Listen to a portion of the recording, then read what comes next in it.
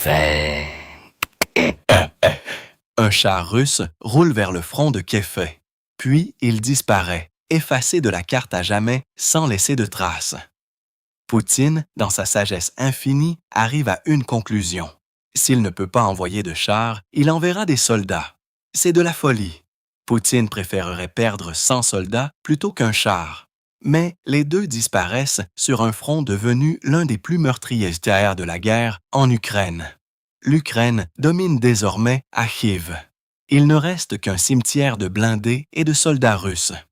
Les chars russes n'ont pas été vus dans le secteur de Kiev depuis des mois, ce qui a fait des blindés, qui constituaient autrefois l'épine dorsale de toute la stratégie russe, un facteur totalement négligeable dans les assauts russes sur ce front particulier. C'est ce qu'a déclaré le commandant adjoint de la 13e brigade ukrainienne, qui se fait appeler Parak.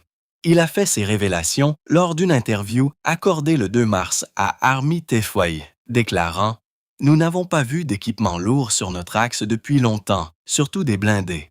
Cela ne signifie pas que les blindés russes, ou ce qu'il en reste, sont en sécurité. Bien que la Russie n'envoie pas ses chars à Kékéfé, elle fait de son mieux pour ramasser autant de blindés que possible derrière les lignes de combat. Vraisemblablement, la Russie essaie de constituer sa réserve de chars, de véhicules blindés et d'artillerie pour une prochaine offensive qui la verra enfin fournir une sorte de soutien à l'infanterie qui se fait détruire sur la ligne de front de Kaki. Mais ces blindés et ces équipements lourds n'arriveront pas de sitôt. Et en raison des actions de la 13e brigade, ils sont lentement détruits, même s'ils se trouvent à des kilomètres du front. Des frappes sur de tels équipements ont lieu si nous les repérons à l'arrière de l'ennemi, déjà au-delà de la frontière, révèle Barak dans son interview. Ce n'est pas nécessairement facile à réaliser pour l'Ukraine. Un char qui tente de se frayer un chemin à travers une zone de destruction ukrainienne peut être repéré par des drones de reconnaissance beaucoup plus facilement qu'un char qui est retenu de l'autre côté de la frontière. Cependant, comme le dit Parak, si la reconnaissance nous fournit des données, nous parvenons à voler là-bas et à frapper des positions d'artillerie ou de chars situés loin de la frontière elle-même. Décomposons cela un instant. Selon Parak, la Russie a tellement peur de perdre encore plus de chars à Kékéfé qu'elle essaie de les garder dans des endroits sûrs sur son propre territoire. Cependant, la Russie garde également si mal ses emplacements que l'Ukraine est en mesure de mener des frappes sur les chars alors qu'ils se trouvent à l'intérieur de la Russie, ce qui signifie en fin de compte qu'ils ne finiront jamais par avoir un impact sur le front de Khark. Qu'est-ce que la Russie essaie de réaliser ici? Si elle essaie d'amasser des stocks de blindés, il est sûrement préférable de le faire en dehors de la portée des drones et des missiles ukrainiens. Garder ces stocks dans les régions frontalières est une décision stupide, étant donné que l'Ukraine a montré à maintes reprises qu'elle pouvait frapper ces régions. C'est à s'y perdre, tout comme la décision insensée de Poutine d'envoyer de la chair à canon au lieu de métal pour se battre sur le front de Kaki, ce qui coûte à la Russie des centaines de soldats par semaine. Gardez que ces chiffres, c'est la stratégie insensée de Poutine à l'esprit, car nous y reviendrons dans quelques minutes. Mais avant cela, nous devons explorer ce qui se passe à Kiev, qui a conduit la Russie sur la voie sombre du sacrifice de la chair à canon en raison de la terreur de Poutine à l'idée de perdre encore plus de chars face aux défenses ukrainiennes. FR. Mais peut-être que cette seule déclaration suffit presque à l'expliquer. Les pertes de chars russes en Ukraine sont énormes. Et à l'heure actuelle, Poutine semble plus préoccupé par l'extinction d'un incendie qui s'est déjà propagé bien au-delà de son contrôle que par la préservation des effectifs dont il a besoin pour maintenir sa campagne d'attrition en Ukraine. Un simple coup d'œil aux pertes de chars russes en Ukraine jusqu'à présent suffit à expliquer ce qui se passe actuellement à Kiev. Selon le ministère ukrainien des Finances, la Russie a perdu 11 727 chars au 5 mars. La guerre fait rage depuis un peu plus de 4 ans. Cela nous donne donc une perte annuelle moyenne d'un peu plus de 2900 chars.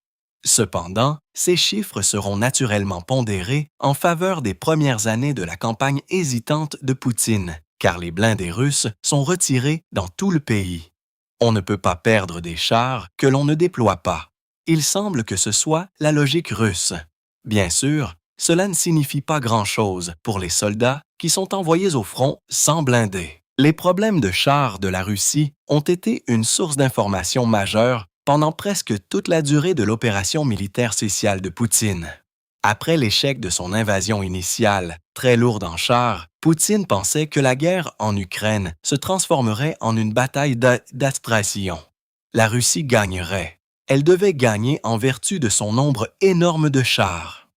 Bien sûr, les drones ukrainiens, ainsi que les armes anti-chars fournies par l'Occident, ont mis un grain de sable dans les rouages de ce plan particulier.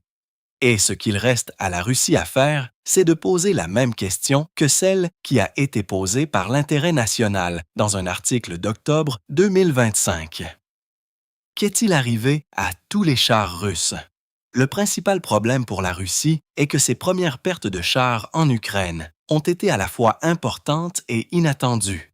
Par conséquent, il n'a pas fallu longtemps avant que la Russie ne soit obligée de puiser dans ses réserves de chars vieillissants de l'ère soviétique, juste pour maintenir les chiffres. Au début de la guerre, la Russie disposait de 24 bases réparties dans tout le pays, qui étaient remplies de ces vieux chars. En octobre, il n'en restait plus que 9, et ces bases se vident alors même que la Russie essaie de conserver ses chars. La Russie doit également combiner cet épuisement de ses réserves de chars avec le fait qu'elle ne construit tout simplement pas assez de chars pour maintenir quoi que ce soit qui ressemble de près ou de loin aux assauts mécanisés massifs qu'elle a lancés au début de la guerre. En octobre 2025, United 24 Media a rapporté que la Russie avait un plan ambitieux pour construire, réviser ou moderniser 1118 de ses chars de combat principaux, T-90M et T-90M2, ce qui porterait sa production de chars à un niveau proche de celui de l'ère soviétique. Mais il y a quelques problèmes avec cette stratégie. Premièrement, 1118 chars qui seront construits ou remis à neuf entre 2027 et 2029 ne compensent pas exactement la perte moyenne de 2900 chars par an. De plus, comme l'Ukraine l'a déjà démontré à maintes reprises, le T-90 n'est pas plus capable de se défendre contre les drones et les munitions anti-chars que n'importe quel autre char russe plus ancien. Nous voyons donc ici la Russie augmenter sa production de chars à des niveaux records, du moins à l'époque moderne. Mais cela ne représentera encore qu'environ 400 T-90 par an, alors que l'Ukraine détruit plus de 7 fois plus de chars russes chaque année. Et faire les calculs ne colle pas pour la Russie. La Russie doit également faire face au fait que ses stocks de chars existants sont sur le point de s'effondrer. C'est ce qu'a révélé United 24 Media dans un article du 26 février, où il a rapporté que la Russie retirait ses dernières réserves significatives de chars, principalement des chars T-72 Ural et T-72A de ses entrepôts. Apparemment, 452 de ces chars se dirigent vers Uralot, qui est la principale usine de blindés de la Russie. On ne sait pas combien d'entre eux parviendront réellement en Ukraine, mais même si c'était le cas, les chiffres que nous avons déjà partagés démontrent que ces derniers vestiges des stocks soviétiques de la Russie ne suffiront pas à changer le cours de la guerre pour la Russie. C'est pourquoi nous assistons à la situation que nous constatons aujourd'hui à Kiev. Les quelques chars dont dispose encore la Russie sont maintenus aussi loin que possible des lignes de combat, ce qui est à peu près le contraire de ce que la Russie voudrait que ces chars fassent. L'appui-feu pour l'infanterie a été remplacé par une attitude de repli dans des bases situées dans les régions frontalières. Et de temps en temps, l'Ukraine frappe ces bases et les chars qu'elles contiennent pour rappeler une fois de plus à la Russie que ces blindés ne sont pas en sécurité, même lorsqu'ils se trouvent sur le territoire russe. Tout cela a conduit la Russie à adopter de nouvelles tactiques. Tout d'abord, le remplacement des chars par des soldats. Ensuite, il y a une autre stratégie qui a une faille fatale qui lui est propre et que nous révélerons vers la fin de la vidéo. Mais tout d'abord, une petite note. Vous regardez le Military Show. Si vous ne vous êtes pas encore abonné, c'est le moment idéal pour cliquer sur ce bouton afin d'être toujours à la pointe de l'actualité. Alors, Poutine des hommes au lieu de chars. Comment ça se passe pour la Russie? Nous savons que Poutine se rabat sur le sacrifice de soldats au lieu de chars, parce que Parak le dit lui-même dans son interview. Il décrit les tactiques actuelles de la Russie, qui consistent à essayer d'envoyer de petits groupes essais d'infiltrés derrière les lignes de combat afin qu'ils puissent établir de faibles points d'appui où l'Ukraine ne peut pas les trouver. Ces tactiques ne fonctionnent pas pour la Russie. Il ne restait rien des groupes qui ont essayé d'atteindre nos positions, déclare Brock. Il ajoute que sa brigade ne voit aucune preuve que la Russie fournisse un soutien logistique à ses infiltrés, ce qui va à l'encontre de l'objectif d'envoyer ces petites unités de soldats derrière les lignes de combat en premier lieu. Les infiltrés sont censés s'installer et attendre du soutien. Avec ce soutien, ils peuvent avancer. Au lieu de cela, les infiltrés entrent, s'arrêtent et se font abattre.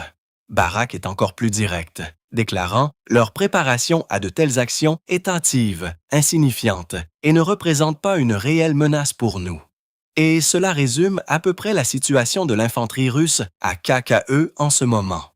De nombreux rapports étayent les affirmations de Brock et correspondent à peu près au calendrier de son rapport. Le 20 et 1 janvier, UN. M a rendu compte des commentaires d'Andrei Demtchenko, porte-parole du Service national des gardes-frontières ukrainiens. Il a commenté une série d'assauts lancés par la Russie dans la région de Kharkiv à cette époque, notant « L'ennemi n'utilise pas d'équipement, mais exclusivement de petits groupes d'infanterie, de petits groupes d'assaut. Leur nombre peut être différent. Les pertes russes au cours de ces assauts révèlent que Poutine sacrifie bêtement des soldats au lieu de chars. Les pertes ennemies pendant cette période s'élèvent à 160 et un occupant tué et 146 blessés, a rapporté Demtchenko, ce qui est un total qui couvre les efforts d'infiltration russe dans les secteurs de Kovsk et de Liman. Ces chiffres ne sont pas des anomalies, d'ailleurs. FR nous expliqueront plus en détail dans un instant. Environ une semaine après le rapport de Demenko, UK Are Informed a publié un article contenant d'autres commentaires. Du même homme. Utilisant de petits groupes d'infanterie, il s'approche de la frontière et tente de pénétrer plus profondément en territoire ukrainien, mais ils rencontrent une résistance et subissent des pertes. Ces groupes sont détruits, a déclaré Demtchenko. Les soldats des groupes d'infanterie meurent littéralement par centaines, a-t-il affirmé. Ce qui montre bien que les soldats non entraînés ne remplacent pas vraiment les solides blindés. La Russie n'a pas vraiment abandonné cette stratégie folle de Kaki non plus. Dans un rapport du 26 février, UKR Are Informed a déclaré que les forces ukrainiennes avaient attaqué de manière préventive les unités d'infiltration russes qui tentaient d'entrer dans les villages de Kharkiv, de Boslavka et Novakrouka. Encore une fois, c'est toujours la même histoire depuis que la Russie a été forcée de retirer ses chars de Kiev. Les infiltrés essaient d'avancer. L'Ukraine les repère. Les infiltrés meurent. Au moins 7 fois, la Russie tentait d'utiliser la couverture offerte par le mauvais temps pour mener ses assauts. Un peu de brouillard vaut mieux que rien. Mais cela n'a pas suffi à arrêter le schéma qui s'est clairement dégagé dans le secteur de Kharkiv. Et cela nous ramène gentiment à notre commentaire sur l'anomalie d'il y a un instant. Les 160 et un occupant tué et 146 blessés que Demtchenko a rapportés font partie du cours normal des choses pour la Russie à Kiev et dans les autres régions frontalières, plutôt qu'une perte ponctuelle causée par l'échec d'une stratégie qui fonctionne par ailleurs. Nous avons vu quelque chose de similaire au cours de la période du 12 au 18 janvier, lorsque la brigade frontalière du cœur de l'Ukraine a rapporté qu'elle avait tué 131 infiltrés russes et blessé 111 autres, alors qu'ils tentaient de percer les positions que la brigade du cœur occupait. Cette brigade était soutenue par l'artillerie et les drones, tandis que les soldats russes tentaient de s'approcher furtivement à pied. Il ne pouvait y avoir qu'un seul vainqueur et ce n'était pas la Russie. Nous constatons ce type de situation sur toutes les lignes de combat en Ukraine. En mars, le commandant en chef des forces armées ukrainiennes, Alexander Siersky, a révélé que la Russie avait perdu un peu moins. de 93 000 soldats au cours de 3 mois d'hiver, ce qui se divise grosso modo en un nombre de victimes de 30 et 1 000 soldats par mois. C'est énorme. Et c'est exactement le genre de choses qui se produisent lorsque la Russie est obligée de remplacer ses unités mécanisées par de petites équipes d'infiltrés que l'Ukraine peut rechercher et détruire. Même avec ses unités plus petites, la Russie subit suffisamment de pertes pour paralyser sa propre armée. De plus, elle se ruine. Le 24 février, United 24 Media a rapporté qu'un homme russe sur 25 âgé, de 18 à 49 ans, avait été tué ou mutilé depuis le lancement de l'invasion de l'Ukraine par Poutine. Cela semble être une sous-estimation. Ce chiffre provient du média d'investigation Against VO, qui ajoute que l'invasion de l'Ukraine et la guerre russe sont la guerre russe la plus meurtrière depuis la Seconde Guerre mondiale. De plus, une enquête conjointe menée par Mediazona et la BBC a permis de confirmer la mort d'au moins 200 000. 186 militaires russes. Les mots au moins sont importants ici. Faire, c'est un minimum et non le meilleur scénario pour la Russie. Et qu'est-ce que la Russie a réussi à gagner avec toute cette mort? Moins de 1% de l'Ukraine en 2025. Et rien de significatif dans la région de Kiev, où les chars ont disparu et où les soldats russes sont détruits par les drones et l'artillerie. Mieux vaut les gens que les chars, n'est-ce pas, Poutine? Faisons comme si la raison pour laquelle vous envoyez de la chair à canon à cache n'est pas que vous avez épuisé tellement de vos blindés que vous avez peur d'en perdre davantage. Donc, garder les chars dans les régions frontalières ne fonctionne pas. Ils y sont inefficaces et l'Ukraine les fait exploser de toute façon, et envoyer de petites unités d'infanterie pour s'infiltrer à Kiev ne fonctionne pas non plus, comme le montre le fait que la Russie perd environ une centaine de ses soldats dans le secteur chaque semaine. Mais il y a une chose que la Russie fait qui est au moins plus intelligente que ce que nous avons vu jusqu'à présent. Elle utilise davantage de drones FPV. Or, cette approche comporte une faille vitale fatale, qui en fait essentiellement le meilleur d'un mauvais lot en ce qui concerne les tentatives de la Russie de prendre Kiev. Restez avec nous et nous vous dirons quelle est cette faille à la fin de la vidéo. Pour l'instant, laissons Parak expliquer la dernière approche de la Russie à Kiev. Malheureusement, nous observons ici un grand nombre d'UAV. Nous avons tout l'assortiment présent le long de toute la ligne de front. Nous enregistrons des frappes aériennes, des Shahid, et un nombre assez important de drones à contrôle par fibre optique.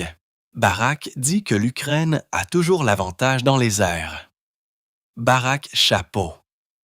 Mais la Russie s'appuie davantage sur ce qui sont probablement des drones à fibre optique améliorés pour infliger des dommages à l'Ukraine lorsque ses soldats échouent et que ses chars sont introuvables. La Russie a en effet amélioré ses drones FPV à cette fin.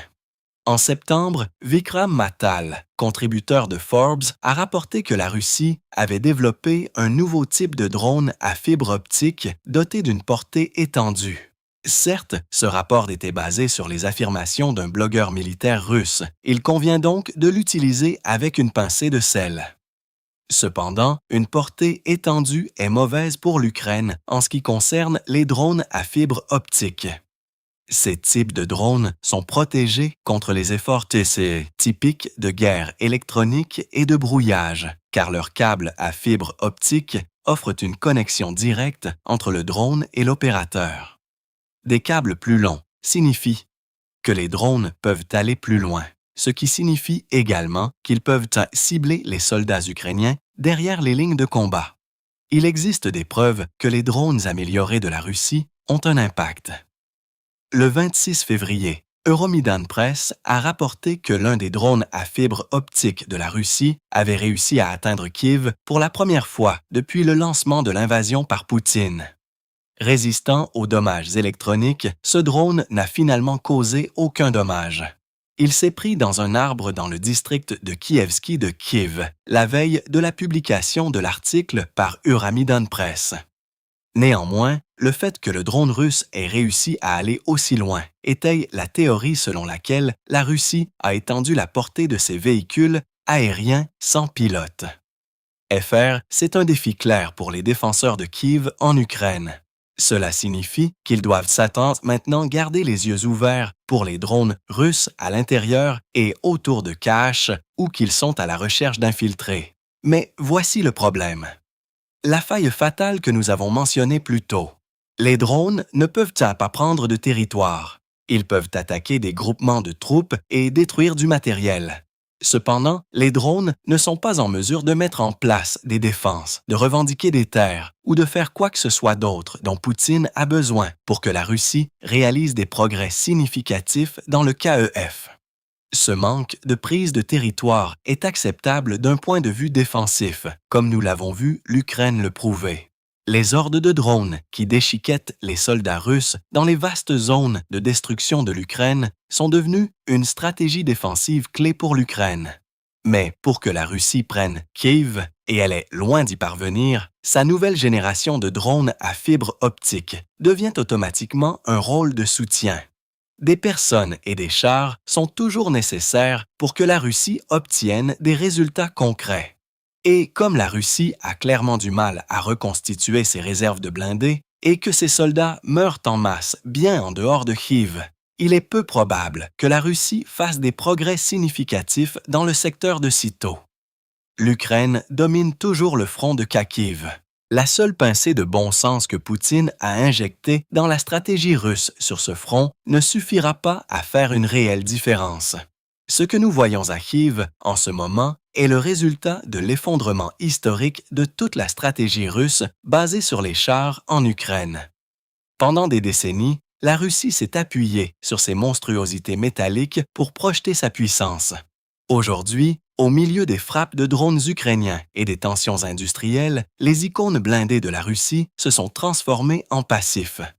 Vous pouvez tout savoir à ce sujet en regardant notre vidéo.